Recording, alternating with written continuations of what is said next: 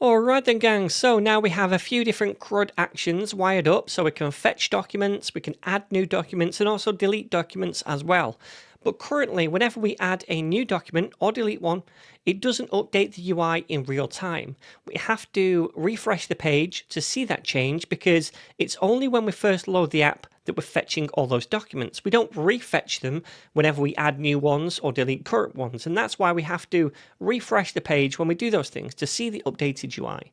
So there's a couple of different solutions to this so that we're keeping the UI in sync with the collection in the database. The first one is to manually update the state locally within the note list component every time we either add a new document or delete one. That would work.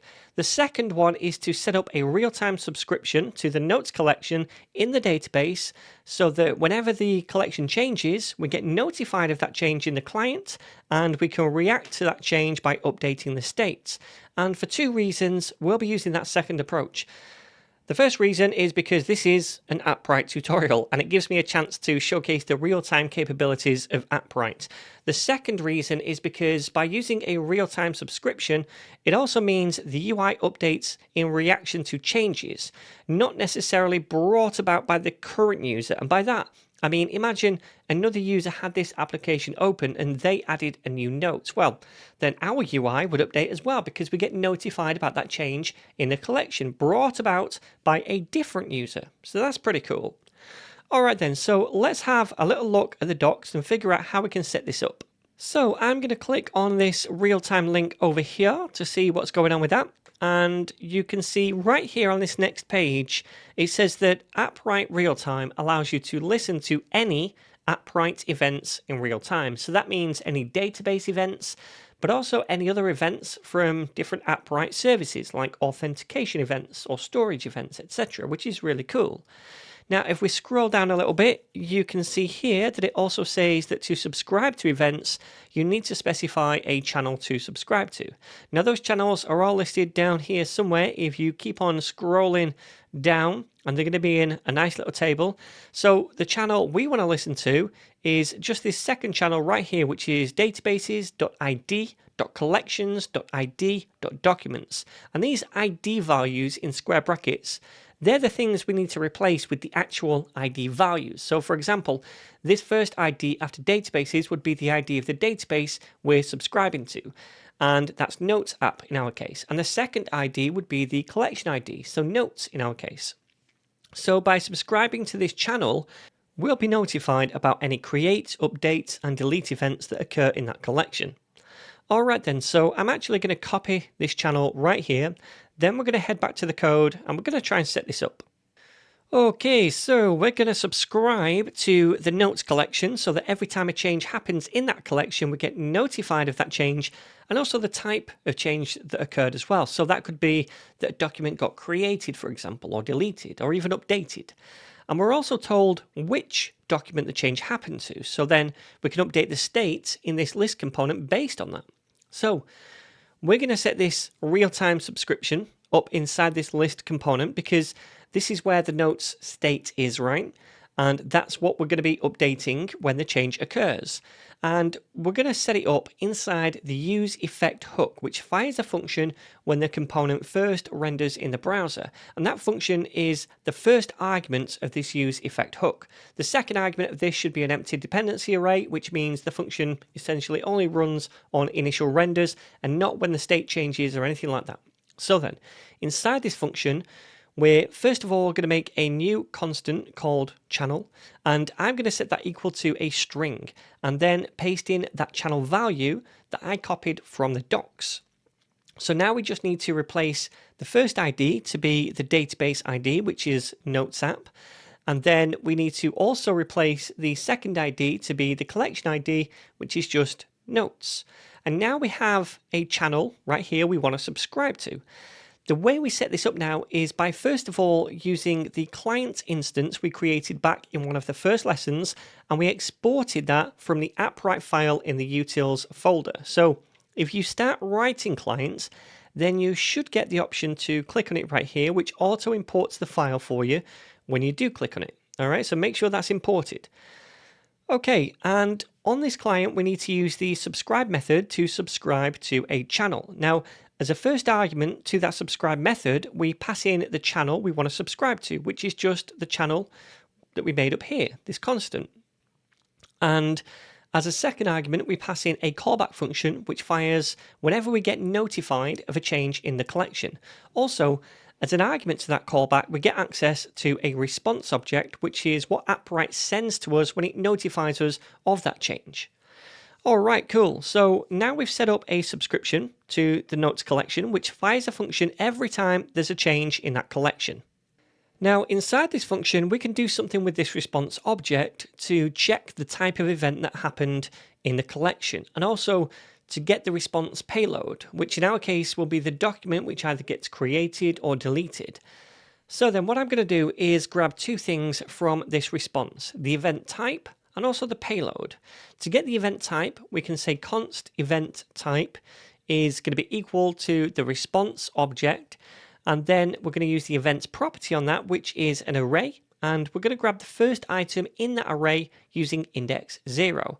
Now this array is going to have a bunch of different string values in it, which describe the event that happened basically in different ways. The first value in the array is generally always the most specific description of the event that occurred, because it contains the entire path to the document, including the database ID, the collection ID, the document ID, and also the event type at the end. In fact, what we'll do is also log these events on the response object to the console so you can see exactly what they are when we test this out. But anyway, that's the reason we're grabbing the first event string in this array, because it's the most specific and it includes the event type. Okay, so next we can get the payload, which is the documents that got created or deleted. To do this, we're going to say const changed note is going to be equal to response.payload. And we're also going to cast that as a note object, because we know this payload will have those three note properties within it, right? So we have those two things, and we can now check the event type and then update the state using this changed note value. So we'll start by saying if, then inside parentheses, we can say event type dot includes, and then we're going to see if that event string includes the word create. Now, if we're creating a new document in a collection, then at the end of the event string will be the event name, which is create. So if this is true, we'll know the type of event that happened was a create event to add a new note. Now in that case, we want to update the note state to add this changed note, which will be a new note in our case. So let's say set notes to update that state, and we're going to take in a function to update it. As an argument to that function, we get the previous note state, which I'm going to call prev notes. Then we just need to return the new value for the note, which is going to be an array. And inside that array, we want to add the new changed note. And also, we want to spread out all of the previous notes by using the spread syntax before prev notes. And that's it. Now, when a new note gets added to the database, we get notified of that change, and we add that new note to the component state as well, triggering a re-render.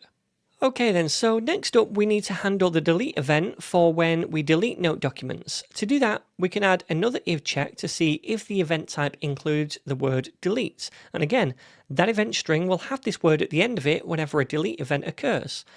So then inside this code block, we can update the state again, this time by saying set notes and then passing in a function to return the new state values. We'll also take in the previous note state as well as an argument to this function, which again, I'm going to call prev notes.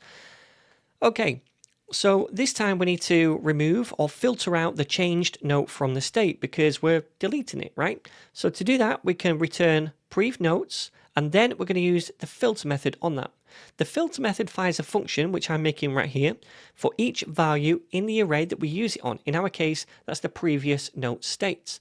And for each value in the array, we take that in as an argument to this function. Then for each note, we can return either true or false inside this function. If we return true, we keep that note in the array, but if we return false, we filter it out of the array. So then we want to return true for every note where the ID doesn't match the ID of the changed note, because when they don't match, we don't want to delete that one. So we can say note dot then $ID is not equal to the changed note dot $ID, and this will be true for every note except for when those IDs do match, and then we return false and we remove the item from the array. Does that make sense? Awesome. So now we're reacting to both event types and updating the state accordingly. The last thing we need to do in here is a little bit of cleanup and unsubscribe from the real-time changes when the component isn't really needed anymore.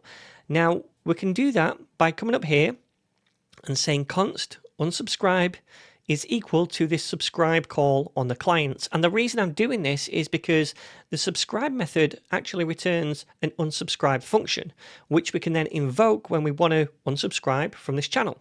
So we're storing that in this new constant right now, and all we have to do is return a function from the useEffect hook, which fires the unsubscribe function.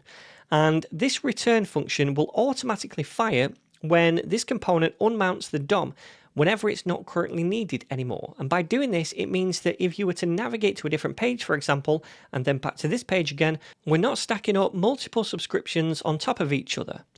All right then, so now let's try this out. Okay, so I'm going to start by adding a new note, which is just going to be, I don't know, walk more, and then add the note. We should see it now appear here in real time as we add it, which we do. Awesome. All right, let's try one more, sing a song. And add the notes. Yeah, we see that as well. And we can delete these and we should see that update in real time as well because we react to both events. Awesome. Everything working.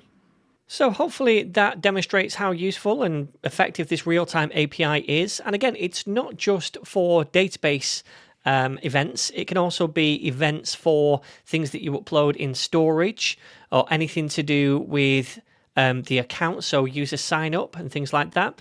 So definitely take a look and see what else you can do with it.